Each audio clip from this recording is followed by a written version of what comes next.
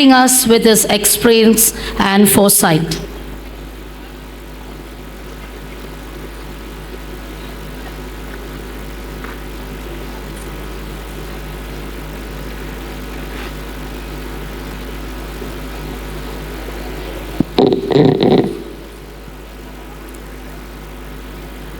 Our chief guest, Ramesh Khanna sir, correspondent of Agzali School, Mr. Bharat, and Secretary Ma'am, Santi Bharat, and the principal, and our various institutions, principals, staff members, and parents and children of Agzalis. For all of you, my good morning wishes. Bharathkumar sir பேசும்போது ஸ்கூலை பற்றி எக்கச்சக்கமாக சொல்லிகிட்டு இருந்தார். எனக்கே தெரியாத சில விஷயங்கள்லாம் சொல்லிகிட்டு இருந்தார். அந்த இண்டோ ஜப்பான் ப்ரோக்ராம் எல்லாம் முதல்ல இப்போ ஒரு நாள் சொன்னாங்க, அதை கன்ஃபார்ம் ஆச்சுங்கிறது இப்போ சொன்னாப்புல எல்லாம் கேள்விப்படும்போது மிக மகிழ்ச்சியான விஷயங்கள். அக்ஸாலிஸ் பள்ளி ஒரு சிறந்த பள்ளியாக, நம்ம மாவட்டத்தில் முதல் பள்ளியாக தேர்ந்தெடுக்கப்பட்டது என்று போன்ற மகிழ்ச்சிகரமான விஷயங்களை கேட்கும்போது அவருடைய உழைப்பு மிக நன்றாக வெளிப்படுகிறது. இப்போ பேரண்ட்ஸுக்கெல்லாம் சொல்லும்போது, ஒரு நல்ல ஸ்கூலில் நீங்கள் சேர்ந்துருக்கீங்க, ஒரு நல்ல ஸ்கூலுக்கு பேரண்ட்ஸ் எல்லாம் சப்போர்ட் பண்ணுறீங்க, இதெல்லாம் கேள்விப்படும்போது ரொம்ப மகிழ்ச்சிகரமாக இருக்குன்னு சொன்னார்.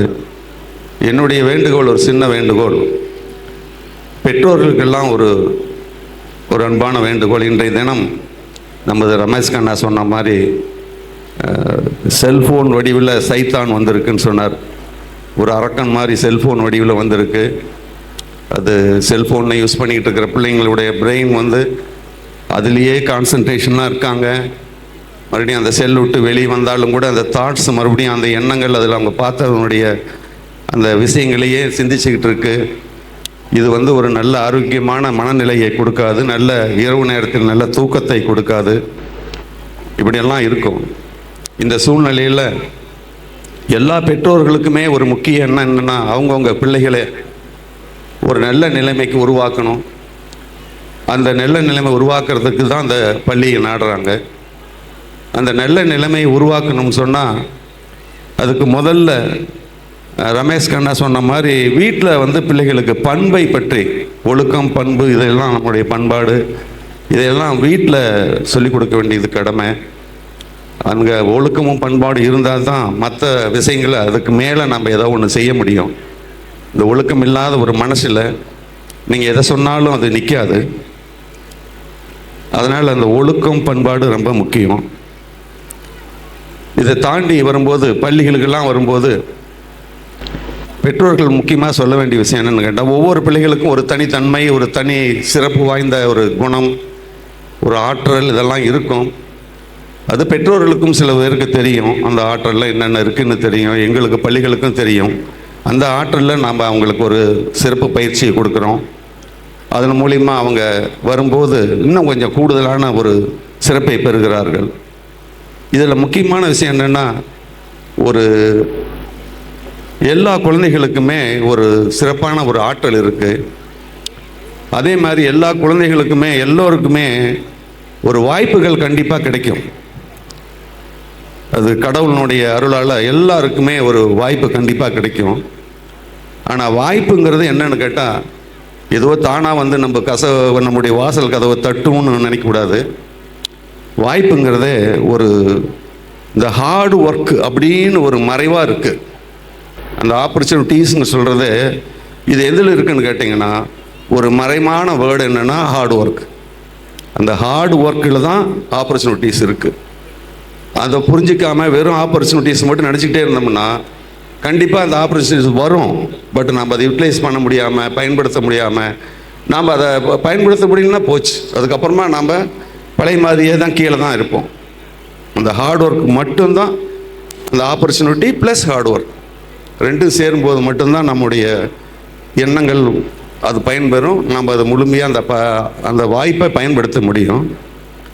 அதை இன்னொன்று கூட சொல்லுவாங்க, என்னென்னு கேட்டிங்கன்னா, இந்த முயலும் ஆமையும் கதை சொல்லும் இல்லைங்களா, அதில் பாருங்கள், தனித்திறமை வாய்ந்தது ஆமை. ஆமைக்கு ஒரு தனி திறமை இருக்குது. என்ன, அது வேகமாக ஓடக்கூடிய திறமை இருக்குது.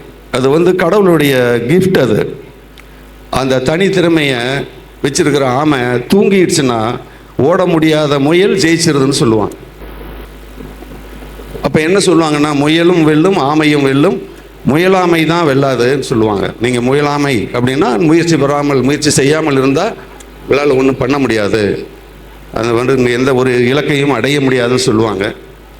அதனால தான் சொல்கிறேன், நான் பசங்களுக்கு திறமையுள்ள மாணவர்கள் எப்படி ஒரு முயல் வந்து அதுக்கு ஒரு தனித்திறமை இருக்கோ, அந்த தனித்திறமையும் கூட அது மீண்டும் மீண்டும் அதில் பயிற்சியில் இருந்தால் மட்டும்தான் அந்த தனித்திறமை வெளிப்படும்.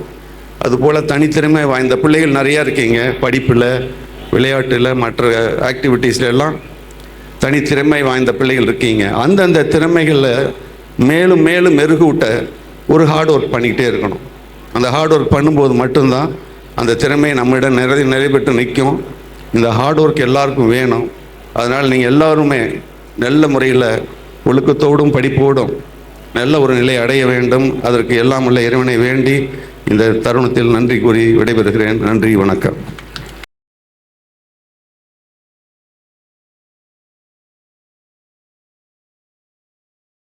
Educate, Inglite, Elevate, Oxalis International CBSE School, and Bharathi's Educational Institution. You can easily reach out to us.